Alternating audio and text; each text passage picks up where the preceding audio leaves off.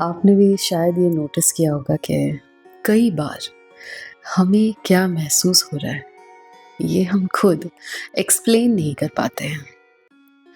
आज मुझे भी लग रहा था कि मेरे साथ कुछ अजीब हो रहा है, पर वो क्या अजीब फीलिंग है, मैं उसे एक्सप्लेन नहीं कर पा रही थी। और पहली बार मुझे ऐसा लग रहा था कि शायद मैं इसलिए कंफ्यूज नहीं हूँ क्योंकि मेरे पास आंसर नहीं है, बल्कि मैं इसलिए और ज़्यादा कंफ्यूज हो गई क्योंकि मेरे अलावे बाकी सबके पास आंसर्स हैं और वो सब मेरे अपने हैं।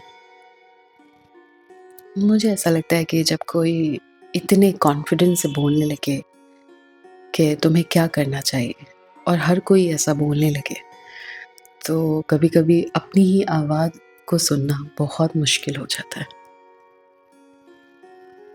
आप भी ऐसा अक्सर सोचते होंगे कि क्लैरिटी का ऑपोज़िट कन्फ्यूज़न है, लेकिन मुझे लग रहा है कि ऐसा नहीं है शायद।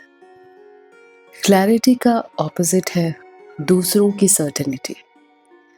कई बार जब सामने वाला अपनी बात बहुत कॉन्फिडेंस से बोल देता है, तो हम तुरंत सोचने लगते हैं कि शायद मैं ही गलत हूँ। मुझे ये भी लगता है कि हर एडवाइस यूज़फुल नहीं होती है, लेकिन हर एडवाइस का कुछ ना कुछ इमोशनल इम्पैक्ट ज़रूर होता है। और जब एडवाइस फैमिली से आ रही हो, तो उसका इम्पैक्ट और भी बड़ा हो जाता है। क्योंकि मुझे ऐसा लगता है कि अपनों से जब बात होती है ना, तो हम सिर्फ़ उनकी बात को नहीं सुनते हैं, बल्कि हम उनकी बातों में खुद के लिए अप्रूवल ढूँढ रहे होते हैं। और जब हमें वो नहीं मिलता, तो हमारा जो सेल्फ डाउट है ना, वो बहुत बढ़ने लगता है। और इस तरह की सिचुएशन में मैंने तो यही देखा है कि सबसे पहले मेरी इनर वॉइस गायब हो जाती है।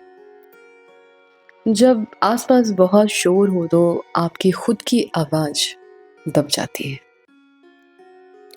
खैर, इतने रिजेक्शन और इतनी अनसर्टेनिटी फेस करने के बाद मैं आपसे ये कह सकती हूँ कि क्लैरिटी का मतलब ये नहीं है कि आप कभी कंफ्यूज नहीं होंगे, बल्कि क्लैरिटी एक गाइडिंग लाइट की तरह है।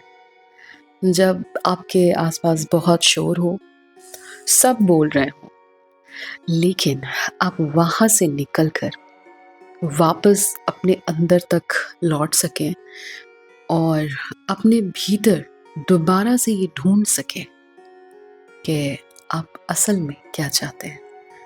मुझे लगता है कि क्लैरिटी का असल मतलब यही है।